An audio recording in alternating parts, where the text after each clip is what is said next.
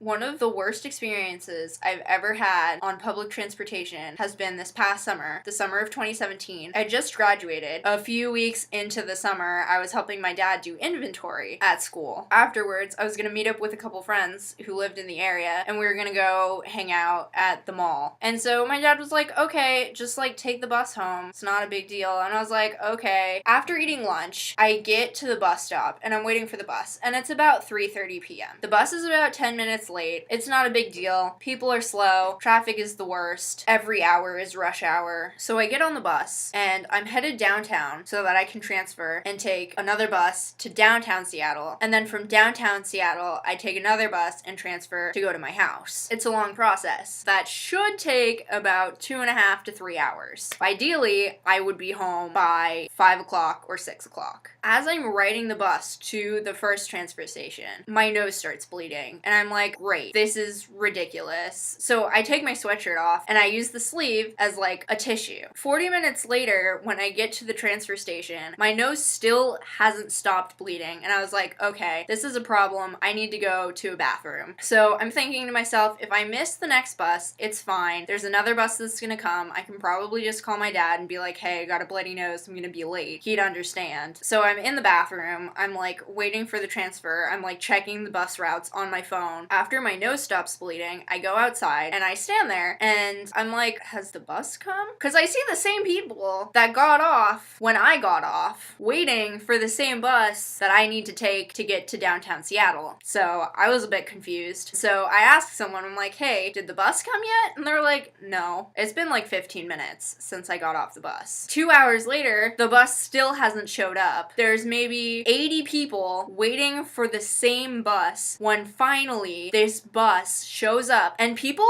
are flooding. They're running into the street, like past the yellow line where it says do not cross. They're running into the street, like flagging the bus down, trying to like push themselves to the front of the line to get onto the bus. And I'm like, that's really stupid. Someone's gonna get hurt. And as soon as I think that, there are these two guys and they almost get into a fist fight because they're trying to get on the same bus. And one of them is like, I've been waiting for over an hour for this bus. And I'm sitting there and I'm like, I've been waiting for like 2 hours and I had a bloody nose. Excuse me, I think I should be on the bus to get home. They're like about to throw fisticuffs at each other when the security guards like pull them away from each other and are like, hey, you need to like cut it out. There are people here. Someone's gonna get hurt. You're standing in the middle of the street. After that incident, people are flooding into the buses. You can see from the street that inside the bus, there is no room. People are sitting, 3 people to 2 chairs. They're standing up, crowded sardines in a can. There's literally no more room. It's a disaster. You can't even tell where one person stops and the other person starts. A couple minutes later, the next bus shows up and it's the same one, which is fine. Thank you for sending 2 buses after not sending a single bus for 2 hours. By the time I finally get onto the bus, my pass has expired, so I need to pay another like $2.75 to get onto the bus, which that in itself was stupid. As soon as I pay the money, I get my ticket and the bus driver's like, yeah, there's not enough room. You're gonna need to take the other one. And I'm like, are you kidding me? I just paid $2.75. I have no money left. And she's like, yeah, there's no room. Sorry. Bye-bye. So I apparently was just kicked off of that bus. I walked to the other bus and I'm like, hey, I have this. I just paid. I'm sorry. I have no money left. I paid. I got kicked off. Help. And the bus driver's like, yeah, whatever. I don't care. And I was like, okay, thanks. So I like sit down and then 5 people squish into the seat next to me and I'm like, this is meant for like 2 people, not 6. We're waiting at the transfer station for 40 minutes before we even move. And once we start moving, the bus driver's like, due to the delay of time, we're doing every other bus stop. I'm like, what does that mean? So here's one bus stop, stop. Next one, nope, pass it. And I was like, what?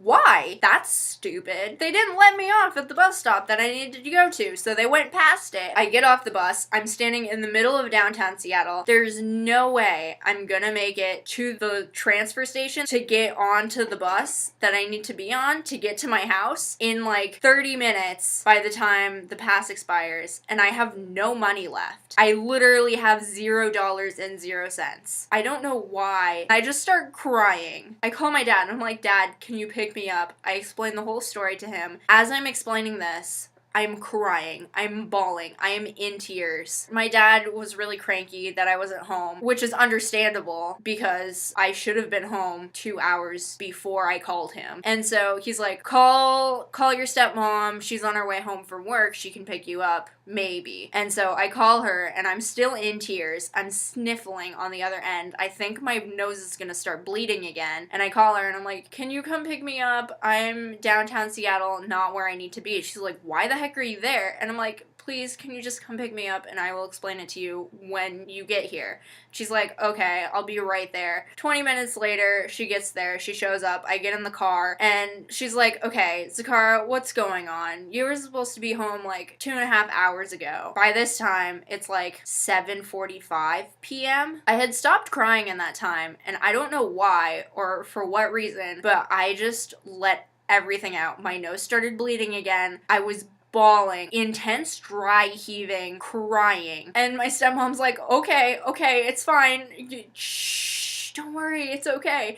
And so I use my sweatshirt again to hold my bloody nose. I get home, I change, I take a shower, I like get downstairs, and my parents are like, so where were you, like, you know, when you were supposed to be at home in 2 hours and you weren't? Because we got home and it was like 8 p.m. I was ready at the bus stop to start going home at 3:30 p.m. and I finally entered my household at 8 p.m. That's like 5 hours. 4.5. But that's like 5 hours. And so I started explaining the whole story to them. For whatever reason, this whole ordeal has gotten me so upset that I just start crying again. I don't know if you know, but I never cry. I rarely cry. It takes a lot for me to cry. My dad's like, so next time I'm just gonna come pick you up. And that is one of the main reasons why I refuse to take public transportation if I can help it.